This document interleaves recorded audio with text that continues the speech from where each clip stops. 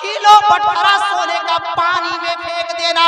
हमने उठाकर उसे पानी में फेंक दिया था, लेकिन लोग उठा करके फिर से लाकर मेरे दुकान में डाल दिए हैं। सरकार मैं क्या करूं, क्या करूं, क्या करूं।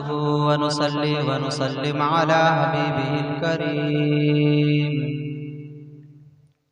अम्मा बअद फअऊज़ु बिल्लाहि मिनश शैतानिर रजीम। बिस्मिल्लाहिर रहमानिर रहीम। लक़द काना लकुम फ़ी रसूलिल्लाहि उस्वतुन हसना। सदक़ल्लाहुल अज़ीम। दरूद पाक पढ़ें। रब्बे सल्लिम अला रसूलिल्लाह। रब्बे सल्लिम अला रसूलिल्लाह। मरहबा मरहबा रसूलुल्लाह। मरहबा मरहबा रसूलुल्लाह। भेजो ऐ रब मेरे दुरूद व सलाम। भेजो ऐ रब मेरे दुरूद व सलाम। अपने प्यारे नबी पर भेजो मुदाम। अपने प्यारे नबी पर भेजो मुदाम। उस नबी पर होगा रुबारों सलाम। उस नबी पर होगा रुबारों सलाम। पहुँचे हर पल में 100 हज़ारों सलाम। पहुँचे हर पल में 100 हज़ारों सलाम। कलमे ला इलाहा इल्लल्लाह। कलमे ला इलाहा इल्लल्लाह। है मोहम्मद मेरा रसूलुल्लाह। है मोहम्मद मेरा रसूलुल्लाह। आज ही अपने रब को मना लो। आज ही अपने रब को मना लो। जिंदगी का भरोसा नहीं है। जिंदगी का भरोसा नहीं है। मोहब्बत से कहते हैं सुभान अल्लाह। आज ही अपने रब को मना लो।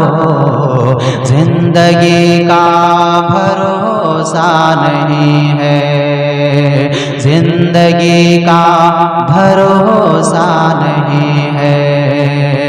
नारे दोज़ख से खुद को बचा लो। जिंदगी का भरोसा नहीं है। आज ही अपने रब को मना लो। जिंदगी का भरोसा नहीं है।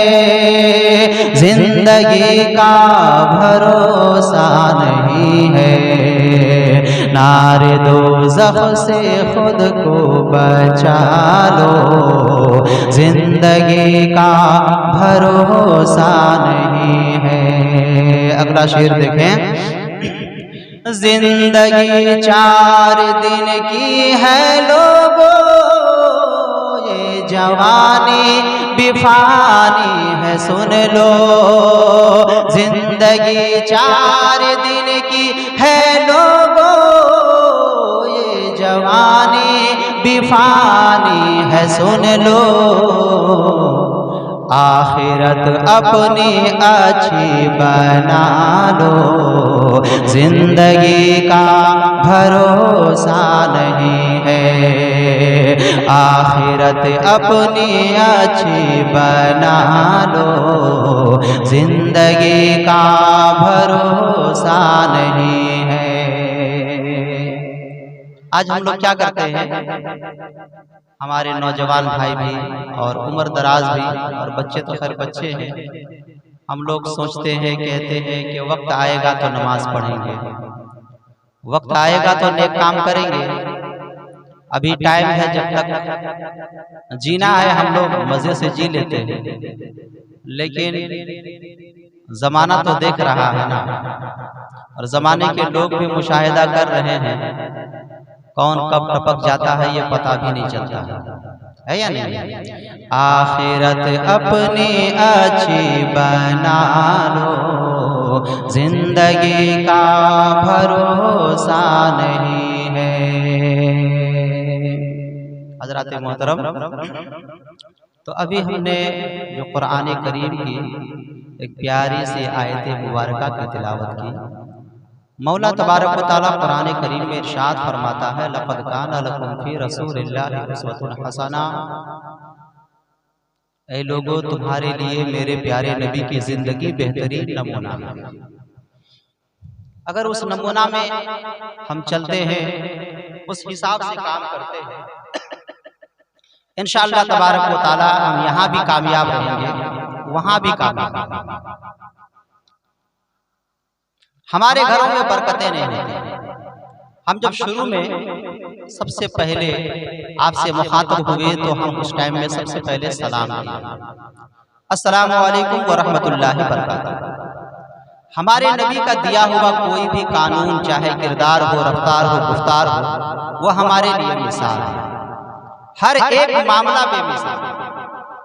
अल्लाह के रसूल ने सलाम दिया तो सलाम का जवाब नहीं, कुरान दिया तो कुरान का जवाब नहीं, दीन दिया तो उस दीन का जवाब नहीं, कलिमा दिया तो कलिमा का जवाब नहीं, और काबा शरीफ दिया तो उस काबे का भी जवाब नहीं। कोई भी चीज का जवाब नहीं। सलाम देख ले, सब लोग अपने अपने तरीके से सलाम करते हैं, आप लोगों के निगाहों के सामने होता है।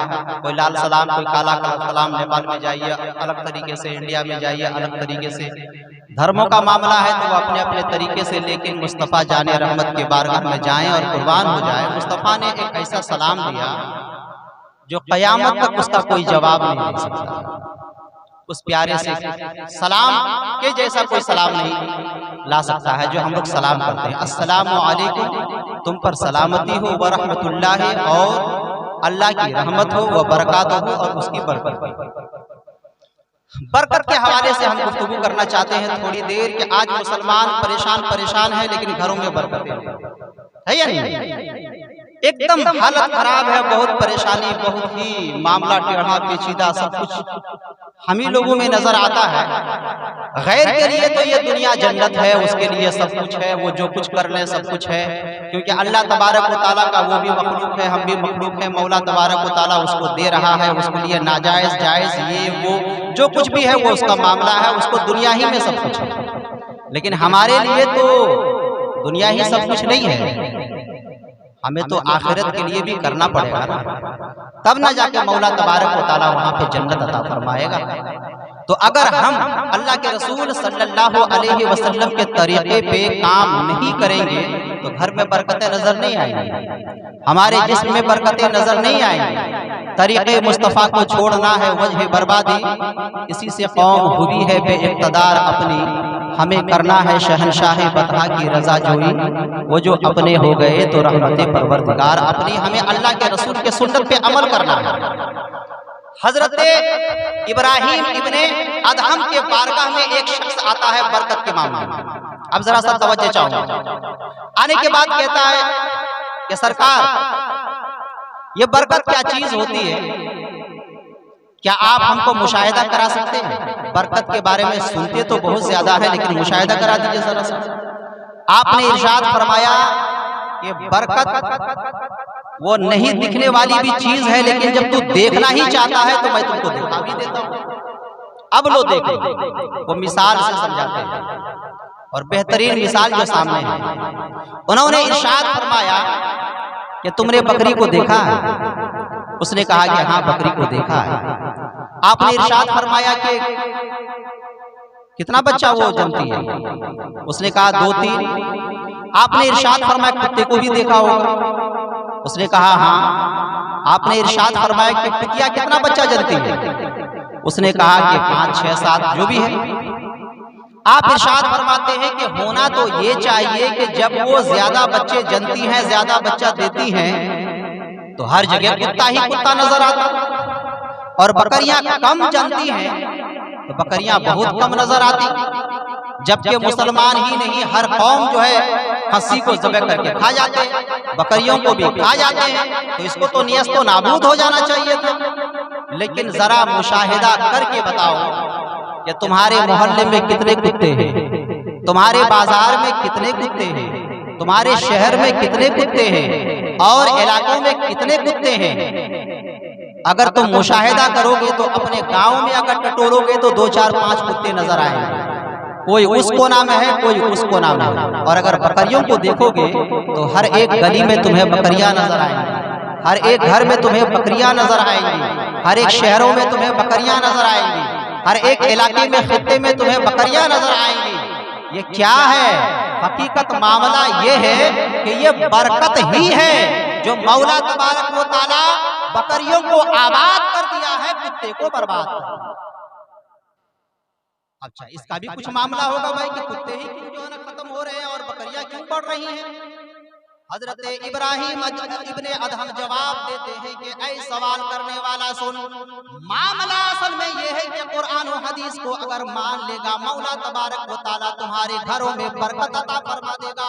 असल मामला ये है कि बकरी भी रब तबारक व तआला ने पैदा फरमाया और कुत्ते को भी रब तबारक व तआला ने पैदा फरमाया। जब बकरियों को तुम कुहाली में बांध देते हो, सुबह के वक्त में तुम जाते हो, तुम्हारी नींद भी न खुलती है, लेकिन उससे पहले बकरियों की नींद खुल जाती है और वो अपने अंदाज में अपने रब का शुक्रिया और अपने रब का हम्द किया करते हैं, रब की तस्बीह पढ़ रहे होते हैं। और कुत्तों का मामला ये है, रात भर वो दौड़ता रहेगा, रात भर वो भूखता रहेगा, यहाँ वहाँ मडलाता रहेगा, लेकिन जैसे ही सुबह का टाइम आ जाए, कहीं मूस के ढेर में सो जाएगा, कहीं पुआल के ढेर में सो जाएगा, कहीं दरवाजे में सो जाएगा। रात भर तो उसको दौड़ने का मौका मिल जाता है, लेकिन जब सुबह की बारी आती है, जब रोजी तकसीम होता, बरकत वाली रोजी तकसीम होती है, हजरत मीकाईल अलैहिस्सलातु वस्सलाम किस्मत की लकीर में रोजी देने आते हैं, तो वो उस टाइम में सोया हुआ रहता है। वो आखिर सोता नहीं बल्कि सोते सोते अपने किस्मत को भी सुला देता है। और बकरियों को इसलिए बरकतें मिलती हैं कि वो सुबह के वक्त में रब की तस्बीह पढ़ रही होती है। हजरत मीकाईल अलैहिस्सलातु वस्सलाम आते हैं, बरकत वाला रिज़्क जब तकसीम फरमाते हैं, ऐसे आलम में वो रब तबारक व तआला की अपने अंदाज में तस्बीह पढ़ रही होती है, अपने अंदाज में रब तबारक व तआला को याद कर रही होती है। वो बरकत वाली रोजी उसे नसीब हो जाती, मौला तबारक व तआला उसे आबाद फरमा रहा है।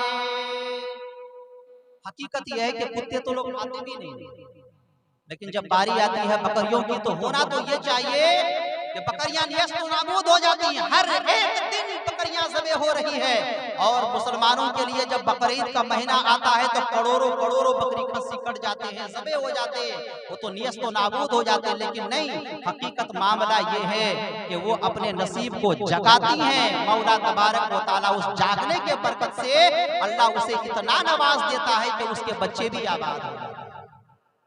ये अब ले दे करके वहां पे ये बरकत वाला मामला जो दिखा, अब हम लोगों के घरों में बरकतें क्यों नहीं है? न मोहताज कर तू जहां में किसी का, न मोहताज कर तू जहां में किसी का, हमें मुफलिसी से बचा मेरे मौला, मुझे मुफलिसी से बचा मेरे मौला, गुनाहों की आदत छोड़ा मेरे मौला, हमें नेक इंसान बना मेरे मौला। ऐ मुसलमानों, जरा अपने मुसलमान भाइयों के घरों का अंदाजा लगाओ। मामला क्या होता है, फजर के वक्त से पहले हमें जग जाना चाहिए, सुबह सादिक के टाइम में हमें जग जाना चाहिए। फजर की आजान हो जाती है लेकिन हम सोए रहते हैं। सुबह सादिक के टाइम में हजरत मिकाईल अलैहिस्सलातु वस्सलाम रिज़्क तकसीम करने के लिए आते हैं। ऐसे आलम में हम बिस्तर में सोए हुए होते हैं। हम सिर्फ सोए नहीं रहते, सूरज तुलू हो जाता है लेकिन हम सोए हुए होते हैं। ऐसे आलम में रोजी तो हमें दी जाती है लेकिन बरकत वाली रोजी हमें नसीब नहीं होती है।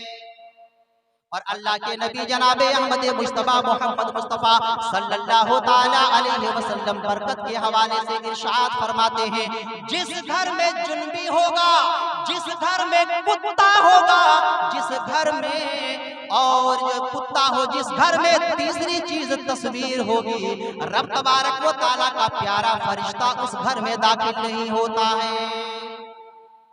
जिस घर में जुनबी हो, नापाक आदमी हो, और जिस घर में कुत्ता हो, जिस घर में तस्वीर हो, रहमत का फरिश्ता नहीं आता है।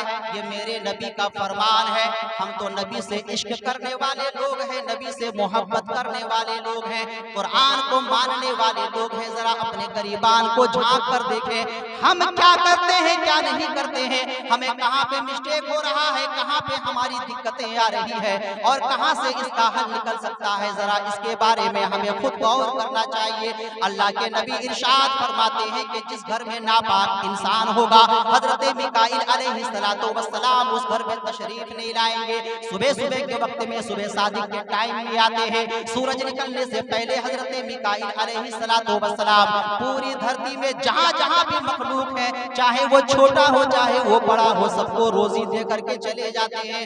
आप अंदाजा करें, हम सोए रहते हैं, हमारी बीवी सोई रहती है, हमारा बच्चा सोया हुआ रहता है। एक तो हमने अपने नसीब को सुना दिया, दूसरे में अगर इंसान अगर नापाक होता है तो वहां पे भी फरिश्ता नहीं आता है। गोया कि हमने रिज़्क के दरवाजे को अपने आप में बंद कर लिया है। नहीं किया है?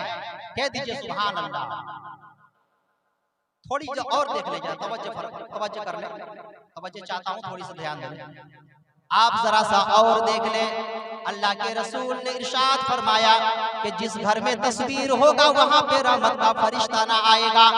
अजीब सी बात है मेरे प्यारों, आप अपने मस्जिदों के मामले को देखेंगे, इमाम साहब किबला मौजूद है, हमारे मोहम्मद रजा साहब हजरत मौजूद हैं यहाँ पे।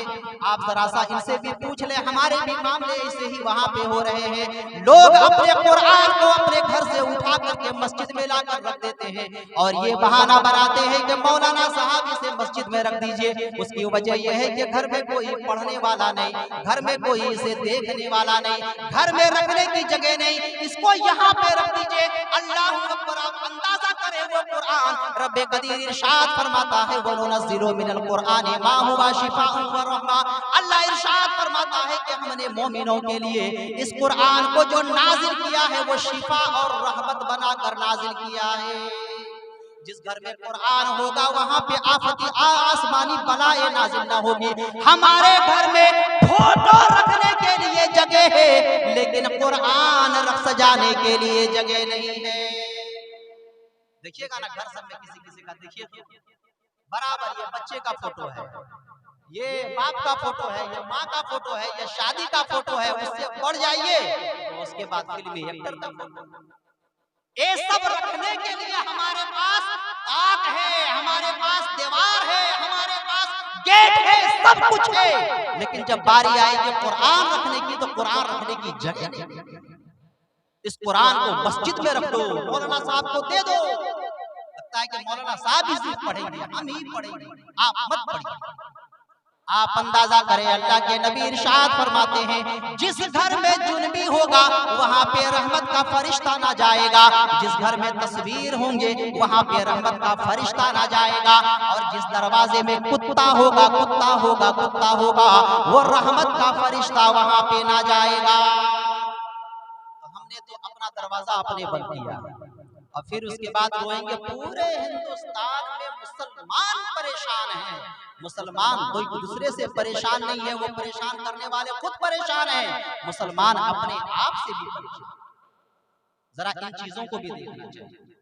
अच्छा, उसके आगे थोड़ा सा और बढ़िए, क्योंकि बरकत के हवाले से गुफ्तगू हो रही है। अस्सलामु अलैकुम व रहमतुल्लाहि व बरकातहू। अल्लाह तबारक व तआला आपके घर में बरकत नाज़िल फरमाए। जब बरकत की गुफ्तगू हो रही है तो एक जगह और हम लोग मिस्टेक कर रहे हैं। अगर इन चीजों को अगर हम लोग सही तरीके से सुधारने की कोशिश करेंगे, मौला तबारक व तआला इतना बरकत अता फरमाएगा। रब तबारक व तआला का कुरान फरमाता है कि मैं तुझे ऐसे जगह से रोजी दूंगा जहां से तुम सोच भी नहीं सकते। रोजी आने लगेंगे, लेकिन काम हमको वैसा ही करना होगा। अब हदीस पाक को सुन ले, अल्लाह के नबी सल्लल्लाहु अलैहि वसल्लम की बारगाह में चले। अल्लाह के नबी जनाबे अहमद मुस्तफा मोहम्मद मुस्तफा सल्लल्लाहु ताला अलैहि वसल्लम एक बार बाहर से अपने घर में तशरीफ ले गए। माँ आयशा रजी अल्लाह ताला अन्हा घर में मौजूद थी। आप जैसे ही घर में तशरीफ ले गए, देखते क्या है कि वहां पे एक रोटी का टुकड़ा पड़ा हुआ है। अल्लाह के नबी जनाबे अहमद मुस्तफा मोहम्मद मुस्तफा सल्लल्लाहु ताला अलैहि वसल्लम को जलाल आता है। मुस्तफा जाने रहमत इरशाद फरमाते हैं, ऐ आयशा, इस रोटी की कदर करो। कसम है मेरे परवरदिगारे आलम की, जिसके घर से एक मर्तबा रोटी का टुकड़ा न चला जाता है, कयामत तक दोबारा लौट कर नहीं आता है। इसकी इज्जत करो, इज्जत करो। फेंक देते हम। हदीस में समझ में आई ना कि रोटी के टुकड़े की कदर करो, फेंक दिया, इसे फेंका हुआ।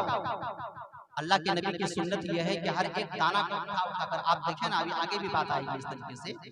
मुस्तफा जाने रहमत इरशाद फरमाते हैं कि आयशा, रोटी के टुकड़े की कदर करो। जिसके घर से रूठ कर एक बार चला जाता, कयामत तक लौट के नहीं आता। हम लोगों का भी मामला शायद ऐसा ही है। आप बच्चों को देखिए, खाना हम देते हैं, नाश्ता देते हैं, कितना छोड़ देते हैं। बड़ों को भी देख लीजिए, हम लोगों की भी आदत ऐसी ही है। खाना खाते हैं, खाना खाने के बाद थाली पहुंच के हम नहीं खाते हैं, दाना को इस तरह हम छोड़ देते हैं। अगर नाश्ता करने चले जाएंगे होटल में, हम लोगों की तो बात ही निराली है। घुमनी मूढ़ी खरीदेंगे, प्लेट से खाएंगे।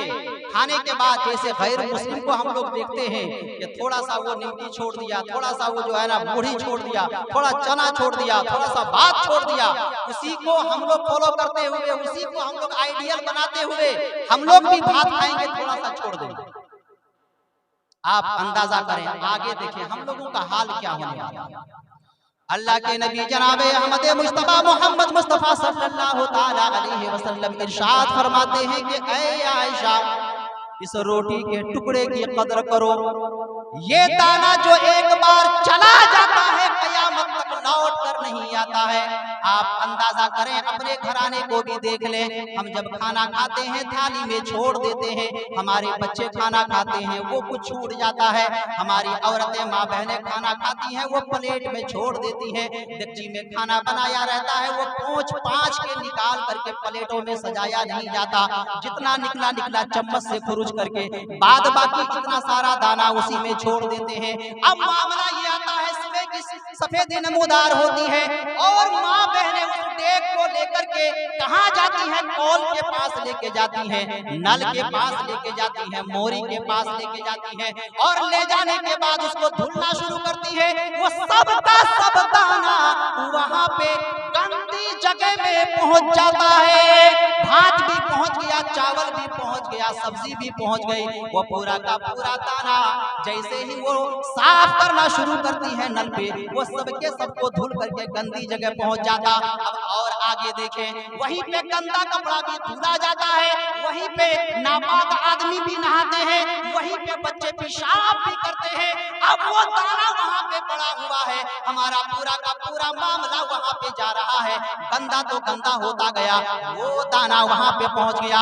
ऐ मुस्तफा जाने रहमत के प्यारो, जरा मोहब्बत से आप इस जुमले को समाप्त फरमा ले। हम कहां से कहां पहुंचे हुए हैं। इमाम इश्क व मोहब्बत आला हजरत रजी अल्लाह ताला अन्हु इरशाद फरमाते हैं फतवा रज़विया शरीफ में कि ऐ लोगों, दाने की कदर करो। दाना वो दाना है कि जिसमें तुम्हारा नाम भी लिखा हुआ है, और हर दाने में बिस्मिल्लाहिर रहमानिर रहीम लिखा हुआ है। आप अंदाजा कीजिए, बिस्मिल्लाह कौन है? कौन सा जुमला है कुरान का जुमला है, कुरान के अल्फाज हैं कुरान शरीफ में। आप जब तक जो है ना सूरा पढ़िएगा तो उससे पहले आपको जो है ना कुरान के बिस्मिल्लाह पढ़ते हैं आप। हम लोग नमाज पढ़ते हैं तो बिस्मिल्लाह पढ़ना पड़ता है। आला हजरत फरमाते हैं कि हर दाने में तेरा नाम भी लिखा हुआ है, हर दाने में बिस्मिल्लाह भी लिखा हुआ है। तो अंदाजा कर कि वहां पे गंदा कपड़ा धुला गया, बिस्मिल्लाह पे पड़ा है। पेशाब बच्चों ने किया है, पेशाब बच्चों ने किया, बिस्मिल्लाह। वह दाने पे बिस्मिल्लाह पे पेशाब पड़ा है, वहां पे नापाक नहाते हैं, उसी दाने पे वहां पे जो है ना नहाया गया है। आप अंदाजा करिए, अल्लाह तबारक व तआला के नबी फरमाते हैं दाने की कदर कीजिए। यहाँ पे सिर्फ दाना ही नहीं बल्कि रब का कलाम भी उसमें लिखा हुआ है। हम वहाँ पे दाने को डाले हुए हैं। मौला तबारक व तआला किस कदर हमसे जो है नाराज होता है, अल्लाह तबारक व तआला किस तरह हम पर गजबनाक होगा। आप अंदाजा करें इस चीज को, कितना मौला तबारक व तआला को हम लोग जलाल में जो है ना लाने की कोशिश करते हैं। अपने आप को हमें इस चीज को देखना चाहिए, हमें ये चीज पे गौर करना है। हर एक दाने की हिफाजत होनी चाहिए। अब उसके बाद अल्लाह के नबी का कोई भी किरदार, कोई भी रफ्तार गुफ्तार जो कुछ भी है ये हमारे अमल के लिए। हमारे नबी ने फरमाया, अच्छा अगर हम थाली चाट के खा लेंगे तो क्या आदमी क्या समझ लेगा कि हम बिल्कुल ये भूखा ही पड़ा हुआ है। वो ऐसी बात नहीं, बोलने वाले बोलेंगे, बोलने वाले तो बोलते रहेंगे, लेकिन हमें सुन्नत पे अगर अमल करें तो हमें बहुत काम मिलेगा, बहुत अच्छा होगा। अल्लाह के नबी जनाबे अहमद मुस्तफा मोहम्मद मुस्तफा इरशाद फरमाते हैं, इसीलिए तो ऐ लोगों प्लेट को चाट कर खाया करो, क्योंकि आखिरी दाना जो होता है उस दाने में मौला तबारक व तआला बरकत भी अता फरमाता है और उस आखिरी दाने में शिफा भी अता फरमाता है।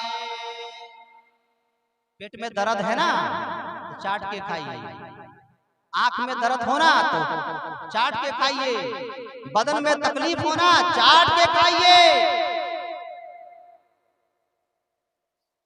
है या नहीं है? हाथ तो खैर नहीं धुलना चाहिए, तो सुन्नत यह है कि धुल करके मतलब पानी पी लेना चाहिए। खैर मैं ये अर्ज कर रहा था कि चाट के खाइए। अल्लाह के रसूल फरमाते हैं आखिरी दाना होगा वो मौला उसमें बरकत अता फरमा दिया है। एक आपके घर में बरकतें हो जाएंगी, वो आखिरी दाना होगा मौला आपके जिस्म से जो बीमारी है उस बीमारी को हटा देगा। मौला के रसूल इरशाद फरमाते हैं कि अल्लाह आपको शिफा अता फरमाए। हमें इन चीजों पे जो है ध्यान देने की जरूरत है। अल्लाह चाहेगा तो खुद ब खुद हमारे दरवाजे पे बरकतें आना शुरू हो जाएंगी। दाना की कदर कीजिए मेरे भाइयों, ये बहुत ही अहम चीज है ये चीज। उसके बाद मैं अब गुफ्तगू खत्म कर रहा हूँ, लेकिन जब रोजी के हवाले से गुफ्तगू आई, बरकत के हवाले से गुफ्तगू आई, खाने के हवाले से गुफ्तगू आई, तो उसमें एक बात और मैं ऐड कर देता हूँ, एक वाकया। ये देखिए एक चीज और भी है जिसकी वजह से बरकतें नहीं होती। हम लोगों को दिल भी ठीक ठाक करना है, अमल भी ठीक ठाक करना है। दुकान हम लोग चलाते हैं, दुकान जो चलाते हैं तो कभी कभी दुकानों में भी बरकतें नहीं होती। एक वाकया आता है एक बुजुर्ग का, एक बुजुर्ग की बारगाह में एक आदमी जाता है। वो आदमी दुकान खोला हुआ, दुकान थी उसकी दुकान नहीं चल रही, बहुत दिन से परेशान था। किसी ने कहा कि जाइए बुजुर्ग है वहां पे दुआ दुरूद कर देंगे तुम्हारी दुकान चलने लगेगी। वो आदमी अल्लाह के प्यारे बंदे के पास जाता है, जाने के बाद दो जानों बैठ जाता। हजरत पूछते हैं कि तुम क्यों आए हो? वो जवाब देता है सरकार बहुत दिन हो गए दुकान में खोला हुआ हूँ, लेकिन हमारी दुकान नहीं चल रही है, परेशान है, बरकतें नजर नहीं आती।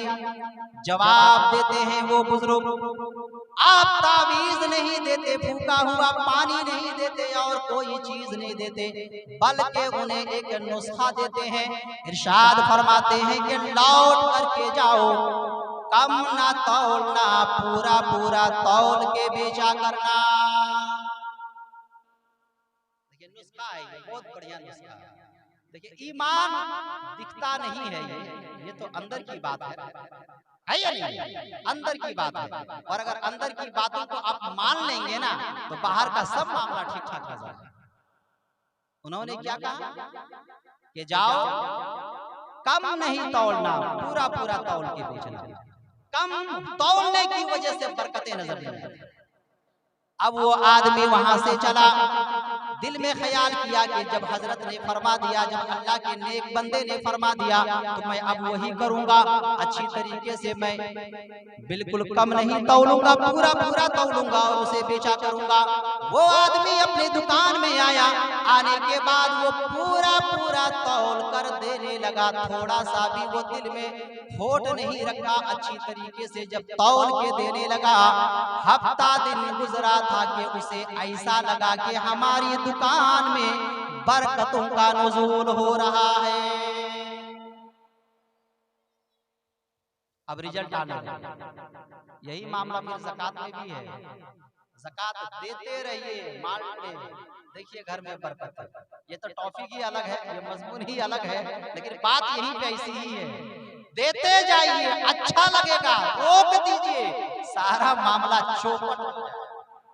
ये भी मान लीजिए। खैर दुकान में फिर से चले। वो आदमी एक हफ्ता चलाया, उसको ऐसा महसूस होने लगा, दिल को भी सुकून, जहन को भी सुकून, अपने आप को भी सुकून, दुकान में बरकतें नजर आने लगी। उसके दिल में ख्याल आया, क्यों ना ऐसा करूं, कोई भी आदमी मेरे दुकान पे आएगा, मैं अब उसे अपने तौर से नाप के न दूंगा, बल्कि उससे मैं खुद कह दूंगा कितना चाहिए, क्या चाहिए, अपने से तौल के ले लिया कर।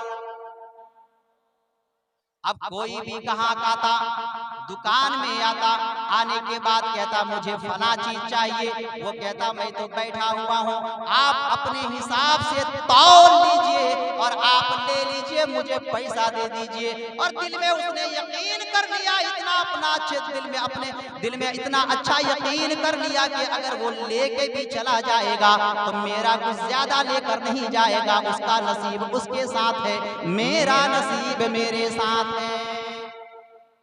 अब कोई भी आदमी आता, उससे कहता कि अपने हाथ से तौल लो, पैसा मुझे दे दो। अब एक आदमी आया, 2 आदमी आया, 10 आदमी आया, 20 आदमी आया, 100 आदमी आया।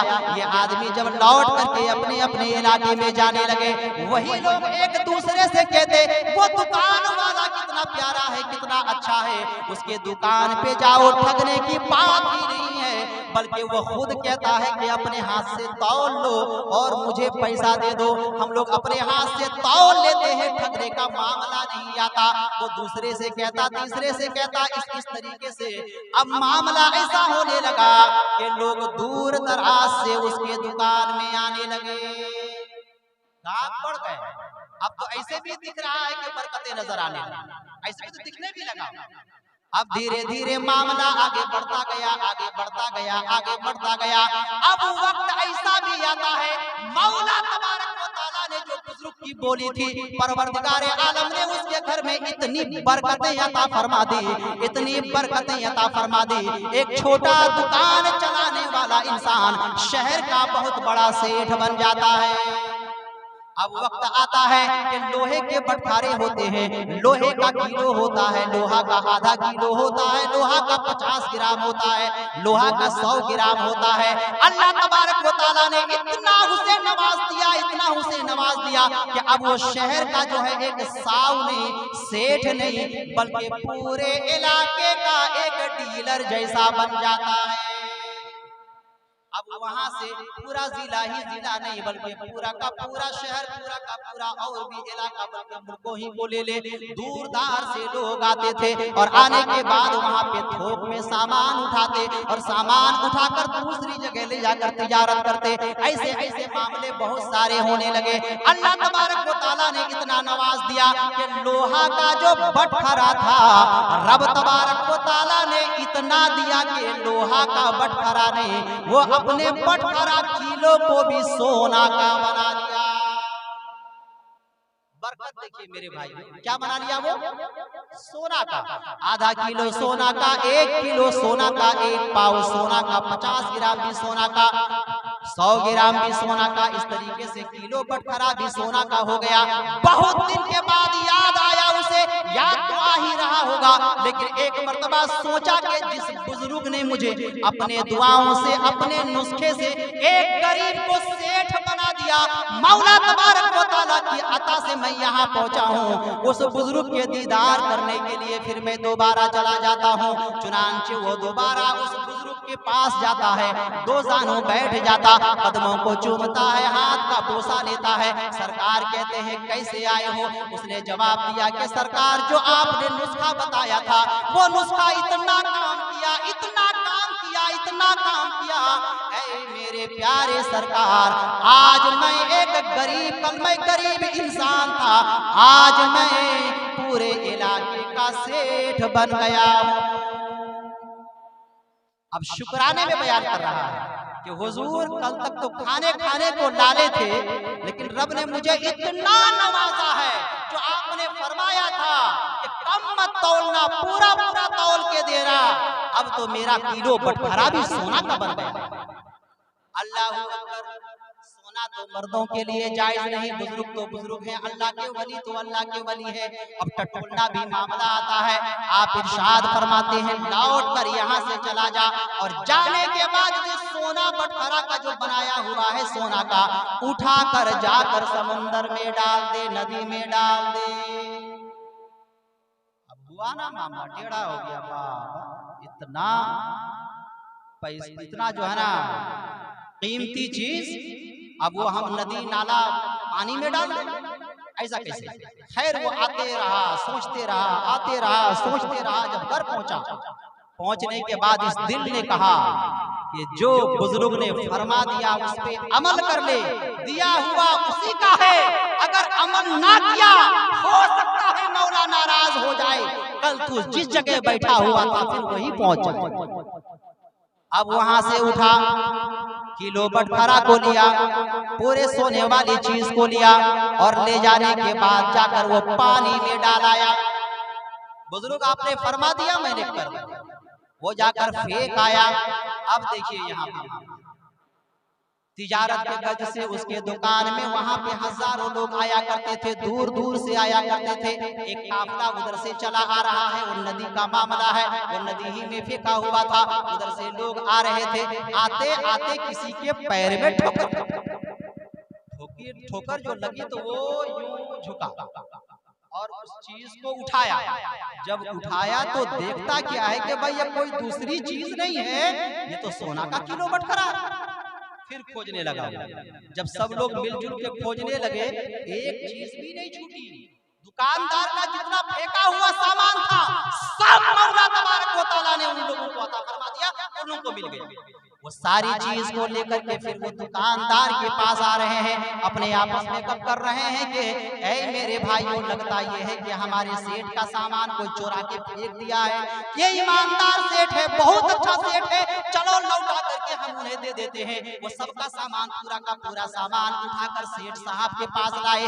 लाने के बाद उनके दुकान में रखा गया, सेठ को दे दिया गया। वो सेठ से कहते हैं वो लोग कि हुजूर ये आपका पूरा नदी में फेंका हुआ था, हम लोग उठा करके ले करके आए हैं, ये आपका सामान, आपको मुबारक हो। वो अल्लाह तबारक व तआला का वक्ती तौर पे शुक्र अदा करता है, लेकिन करे तो क्या करे। अरे मैं फेंक आया था, फिर लौट कर आ गया। वो वहां से जल्दी से उठा, उठने के बाद उसी बुजुर्ग के पास गया, और जाने के बाद बुजुर्ग से फरमा कहता है, ऐ मेरे सरकार, आपने जो कहा था कि किलो बटखरा सोने का पानी में फेंक देना, हमने उठाकर उसे पानी में फेंक दिया था, लेकिन लोग उठा करके फिर से लाकर मेरे दुकान में डाल दिए हैं। सरकार मैं क्या करूं, क्या करूं, क्या करूं? वो सरकार जवाब देते हैं, अल्लाह का वली जवाब देता है, ऐ आने वाला गरीब इंसान,